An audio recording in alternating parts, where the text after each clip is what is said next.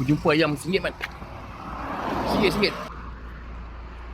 Assalamualaikum. Boleh buat video tak? Narik ni RM1.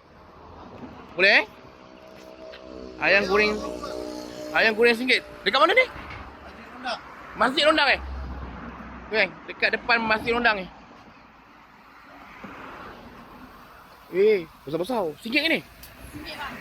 Semua RM1? Betul? Ni kalau saya buat video ni, harga RM1 je. Maintain dah. Maintain. Jangan tukar-tukar abang. Betul, tak pernah tukar. Kan bukan apa orang marah aku. Dah 4 tahun dah, 4 tahun dah. Dah 4 tahun jangan sebab apa aku dah fobia abang buat ayam ni, buat RM2. Bila dah viral dia naik harga RM3, RM4. Boleh bang, boleh. Bang aku nak 10 ketul bang. 10 ketul. Ayam abang asing 55. Ya Allah. Ni kalau aku tak lalu dekat Londang ni, kawasan Mek Tanah ni, tak jumpa RM1 ni. Nak isi ke? Okey bang, abang bagi saya isi dengan tu tulang sikit, campur. Daripada Masjid Tanah nak ala ke Pegalang Malak ni.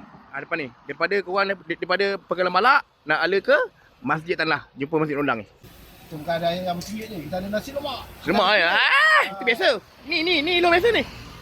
Abang jangan naik harga tau. Takkan naik.